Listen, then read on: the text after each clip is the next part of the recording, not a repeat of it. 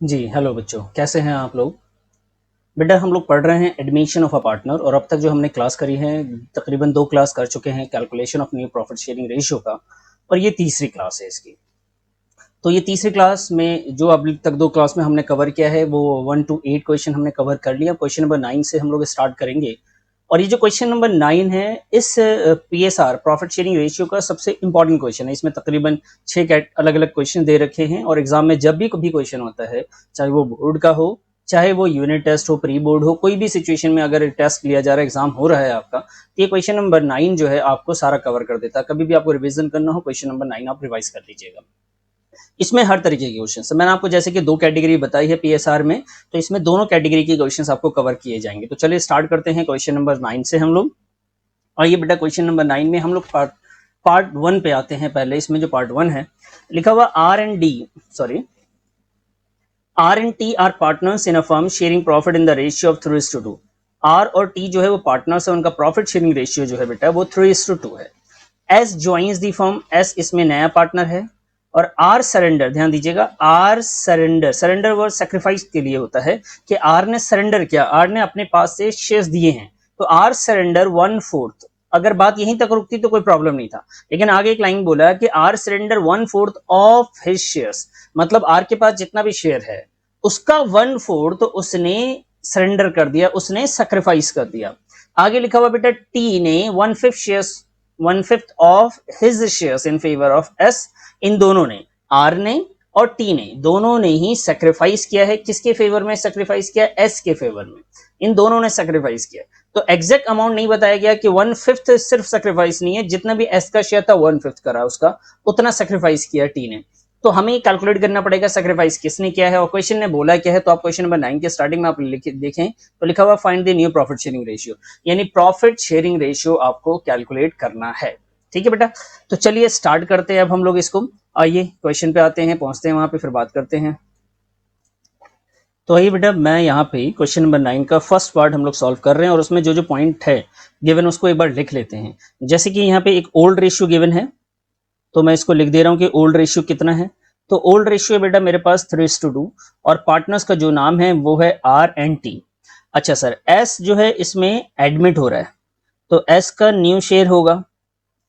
हाँ जी, एस का new share, और एस का जो न्यू शेयर है वो कितना है, ये चीज भी हमें बिल्कुल क्लियर नहीं है कि एस को कितना मिला है, लेकिन एस को दिया किसने, कितना कितना है, ये बात थोड़ा सा क्लियर किया गया है। तो आइए स्टार्ट करते हैं। अब यहां से हम ना सोल्यूशन है, आप चाहें तो ये भी लिख सकते हैं, वरना तो आप बेहतर है कि आप यहां से दिखाएं तो ज्यादा अच्छा रहेगा।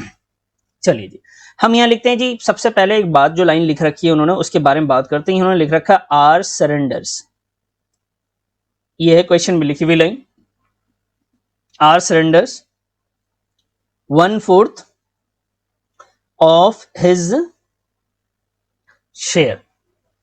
तो यहां पे एक बात जो कही है वो ये बात है कि 1/4 शेयर्स नहीं लिख रखा। अगर 1/4 शेयर होता तो इतनी ज्यादा टेंशन की बात नहीं थी। अगर 1/4 शेयर लिख रखा होता तो दिक्कत नहीं थी। यहां लिख रखा 1/4 ऑफ हिज शेयर्स। इसका मतलब ये है, इस लाइन का मतलब क्या है, देखिए कि जो आर है उसने 1/4 तो सेक्रीफाइस किया, लेकिन अपने शेयर का, तो अब उसका शेयर क्या है, किसका अपना शेयर, आर का जो है बेटा, आर का शेयर कितना है 3/5, तो 3/5 का। ठीक है जी, इसे सॉल्व करा तो 3 कितना आ गया जी 20।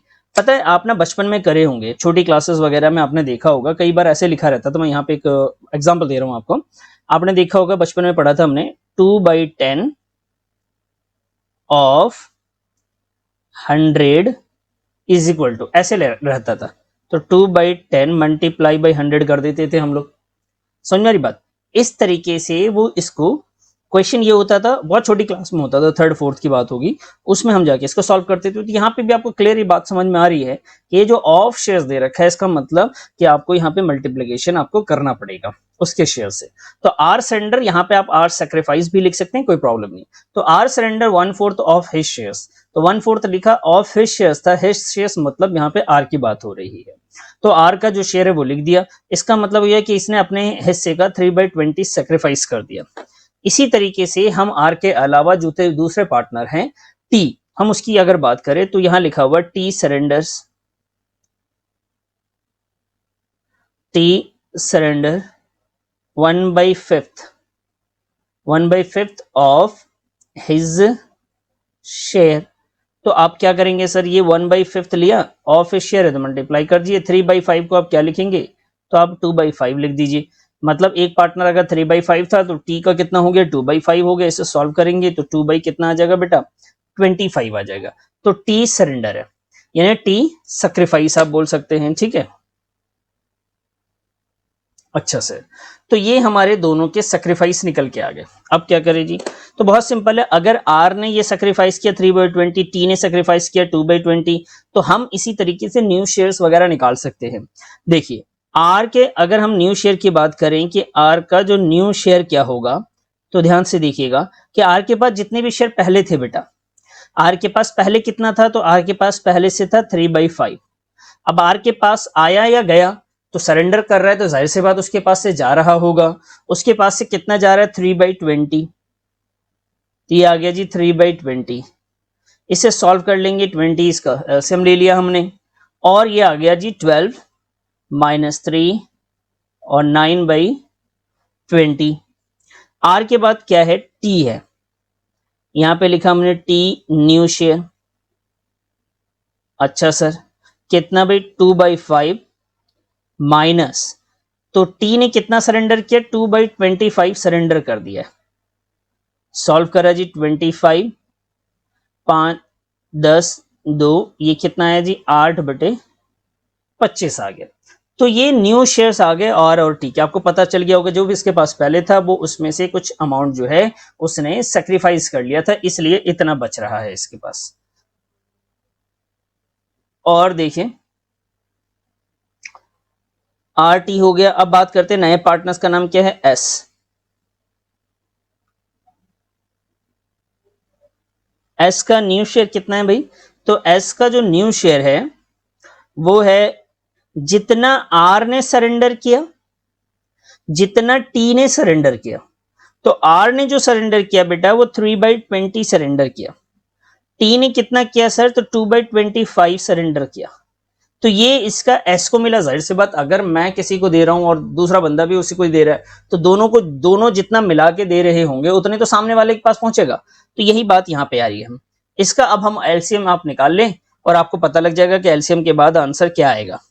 आई थिंक 100 आना चाहिए एलसीएम, ठीक है। 100, 5, 15, 4 और 2, 8,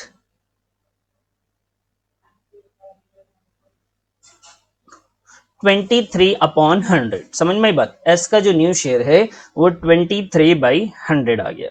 तो अब तीनों का न्यू शेयर आपके सामने आ गया, आर का भी, टी का भी, एस का भी। तो आपने यहां लिखा जी न्यू प्रॉफिट शेयरिंग रेशियो। तो 9/20,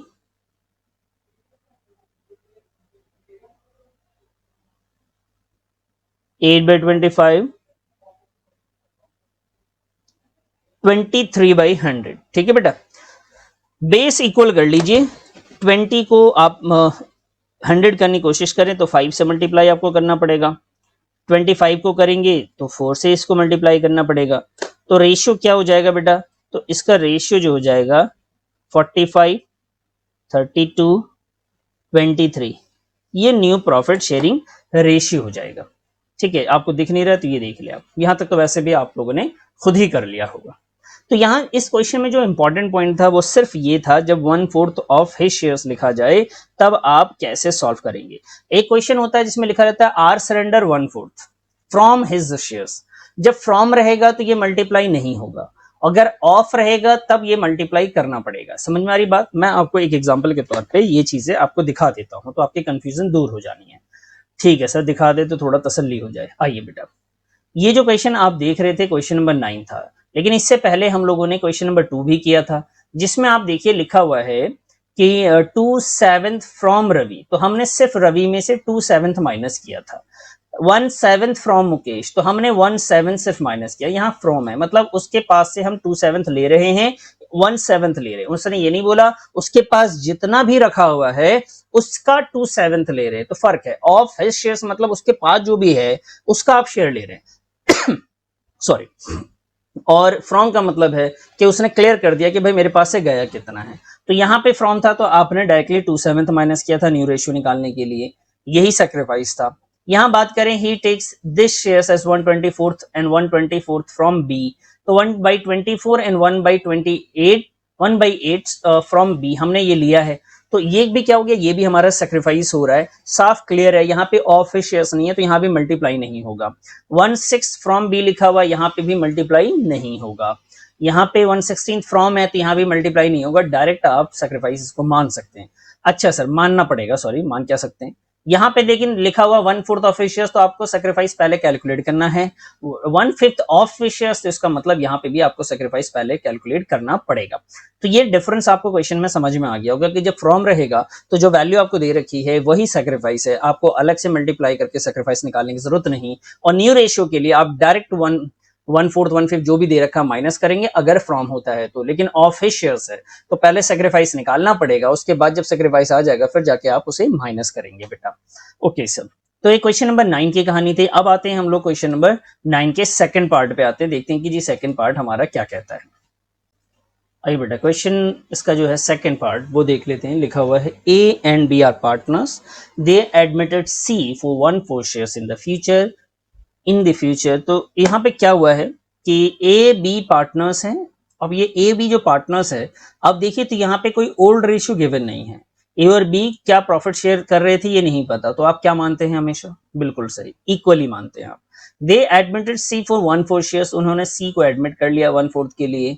अब ये क्लियर नहीं कि जो सी का जो शेयर है वो 1/4 ए ने दिया, बी ने दिया, ए ने कितना दिया, बी ने कितना दिया, ये बात मेंशन नहीं है। आपको याद आ रहा है कि जहां पे ये नहीं पता कि नए पार्टनर्स को देने वाला कौन है, कितना देने वाला है, तो क्या करते हैं हम लोग, बिल्कुल सही, हम लोग करते हैं let the total share be 1 से स्टार्ट करते हैं। तो यहाँ पे भी बेटा हमें let the total share be 1 से ही स्टार्ट करना पड़ेगा। आगे लिखा हुआ in future ratio, in future के जो भी फ्यूचर में रेशियो जो भी होगा, the ratio between A and B, A और बी जो होंगे वुड बी जी वुड बी 2:1। समझ रहे हैं मेरी बात को आप। जब let the total share be 1 आप करेंगे, क्योंकि हमें सी का तो पता नहीं कि सी को दिया किसने है, let the total share be 1 करने के बाद जो रिमेनिंग रेशियो आएगा वो रेशियो को कैसे आपको बांटना होगा, 2:1 में बांटना होगा, क्योंकि फ्यूचर जो है ए और बी का वही रिमेनिंग शेयर ही है। आइए स्टार्ट करते हैं इस क्वेश्चन को भी बेटा, जरा देखते हैं कि कैसे करेंगे। चलिए जी, सेकेंड पार्ट है हमारे पास ये क्वेश्चन का, 9th का second part.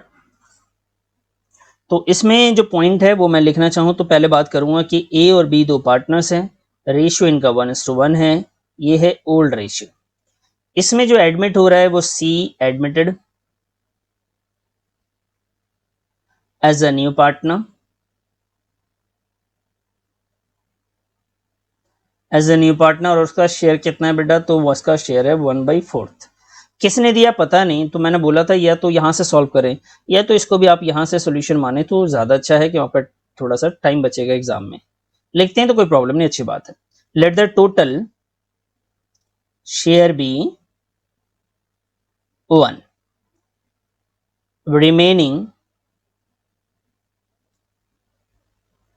remaining share for A and B 1 - 1/4 is equal to का 3/4 बचेगा, जो कि ए और बी डिस्ट्रीब्यूट करेंगे। ए और बी जो रिमेनिंग है वही फ्यूचर हो, ए और बी का तो वही फ्यूचर है, उसको जितना भी मिलेगा यही 3/4 ही होगा उसका। तो आइए अब let the total share be 1 हमने कर लिया, रिमेनिंग शेयर हमने निकाल लिया, इस रिमेनिंग शेयर को हम बांटेंगे तो न्यू रेशियो आ जाएगा। तो हमने पढ़ा भी था कि न्यू शेयर जब निकालना होता है तो जो रिमेनिंग शेयर होती हैं बेटा, इस रिमेनिंग शेयर को आप या तो ओल्ड रेशियो में डिस्ट्रीब्यूट कर लीजिए या फ्यूचर रेशियो में डिस्ट्रीब्यूट कर लीजिए। कौन से रेशियो में, फ्यूचर रेशियो जो भी इन दोनों का है उसमें डिस्ट्रीब्यूट करिए या तो ओल्ड रेशियो में कर लीजिए। तो यहाँ पे ए के बारे में अगर हम बात करें तो ए का जो रिमेनिंग शेयर है वो तो 3/4 है, इसके लिए भी 3/4 ही है। लेकिन फ्यूचर रेशियो की अगर बात करेंगे तो फ्यूचर रेशियो 2:1 है और ओल्ड रेशियो 1:1 है। तो दो रेशियो, एक तो ओल्ड रेशियो 1:1 है, फ्यूचर रेशियो आपके पास 3:1 सॉरी 2:1। अब कौन सा लेना है आप ये सोच लीजिए किसको लेना चाहिए हमें। तो जैसा मैंने आपसे कहा कि फ्यूचर रेशियो भी दे रखा है और ओल्ड रेशियो भी दे रखा है, तो हमेशा आप फ्यूचर रेशियो को लेंगे जो कि 2:1 था, यानी 2/3 को लेंगे एंड 1/3 को आप लेंगे। तो ये आ गया जी 6 और ये है 12, यहाँ पे लेंगे तो ये 3/12। ये ए और बी का न्यू रेशियो आपने निकाल लिया। अब आइए जी न्यू पीएसआर की बात करें, अगर न्यू प्रॉफिट शेयरिंग रेशियो की अगर हम लोग बात करें तो उसमें क्या होगा, ए आएगा, बी पार्टनर है और सी पार्टनर है। अच्छा सर, ए बी है, बी बी है और कौन है बेटा, सी है। तो ए का न्यू रेशियो कितना है बेटा 6/12, बी का कितना है बेटा 3/12, सी का कितना है बेटा 1/4। बेस इक्वल कर लीजिए सर। तो बेटा बेस इक्वल करने के लिए 12 करना पड़ेगा, जिसके लिए हमें 3 से मल्टीप्लाई करना पड़ेगा। तो ये कितना आ जाएगा जी 6, 3 एंड 3। इसको शॉर्ट में अगर आप लिखना चाहते हैं, मन कर रहा है कि जी और छोटा करके लिखा जाए, तो लिख सकते हैं, जैसे ये बनेगा 2:1:1 आ जाएगा। समझ में आ गई बात। तो ये हमारे पास सेकंड पार्ट भी हमने उस क्वेश्चन का कर लिया है। अब हम लोग आगे बढ़ते हैं थर्ड पार्ट की तरफ जरा। चलिए बेटा, अब आते हैं क्वेश्चन जो है थर्ड पार्ट जो है इसका, उसके थर्ड पार्ट को जरा देख लें कि थर्ड पार्ट में क्या कह रहा है। चलिए जी, देखिए यहाँ पे लिखा हुआ बेटा A B are partner sharing profit loss in the ratio of 3:2। ये कौन सा रेशियो हो गया सर, ये तो ओल्ड रेशियो हो गया। बहुत बढ़िया बेटा। They admitted C for 1/5 shares in the profit. ये इसको 1/5 शेयर्स प्रॉफिट के लिए हम लोग लेके आ रहे हैं। चेक करते हैं कि क्या ये मालूम है हमें कि सी को कौन दे रहा है। तो जी ये लिख रखा है कि सी एक्वायर, मतलब सी ने लिया है। ऑब्वियसली बात, किसी पार्टनर ने अपने शेयर दिए होंगे तभी लिया है इसने। तो सी एक्वायर 1/5 ऑफ हिज शेयर, जो सी के पास है, क्या लिखा हुआ, सी के पास जितना भी शेयर है उसका जो 1/5 है वो उसने ए से लिया है। ट्रांसलेट करें बेटा, ध्यान से ट्रांसलेट करेंगे तो प्रॉब्लम नहीं आएगी। आप याद करने की कोशिश करेंगे तो प्रॉब्लम आ सकती है कि सर वहां तो ऐसा था, यहाँ ऐसा क्यों है। ये न मत करें, जो लाइन लिखी हुई तो बेटा वही आप पढ़ने की कोशिश करें, उसी का आप ट्रांसलेट करें सही से। सी एक्वायर, सी ने लिया 1/5 ऑफ हिज शेयर्स फ्रॉम ए। जितना भी सी के पास शेयर है उसका 1/5 जो है उसने ए से लिया है।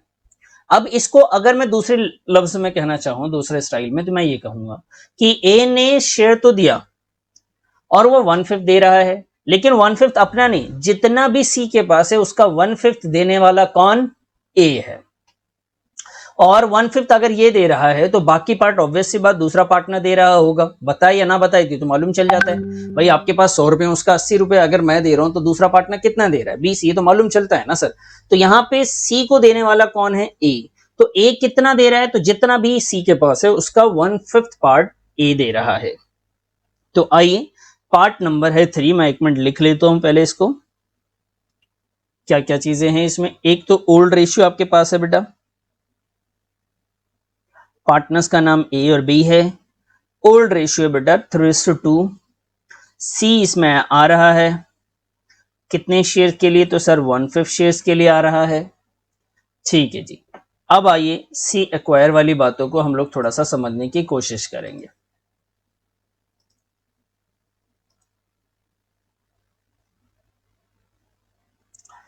जी सर, देखिए लिखा हुआ सी एक्वायर, तो मैं इस लाइन को ऐसे लिख देता हूं कि ए सैक्रिफाइस, कि ए ने दिया 1/5 दिया, लेकिन 1/5 इस बार ए ने अपने हिस्से का नहीं था, वो किसके हिस्से का था, सी का था। तो 1/5 ऑफ सीज शेयर।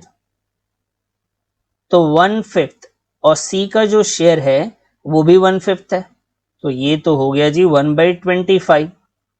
बी ने, मैंने पूछा साहब बी ने कितना सेक्रीफाइस किया, तो बोला गया कि 4/5 किया।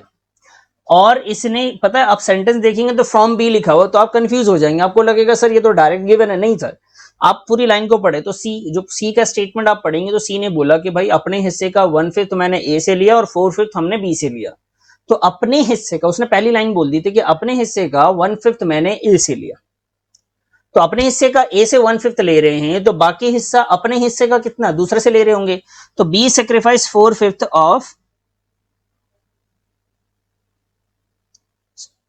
शेयर। अच्छा जी, तो ये आया जी 4/5। सी का जो शेयर है वो कितना है साहब, सी का जो शेयर है वो कितना था, तो यहां पे आप देख लीजिए ऊपर लिख रखा है मैंने 1/5 है।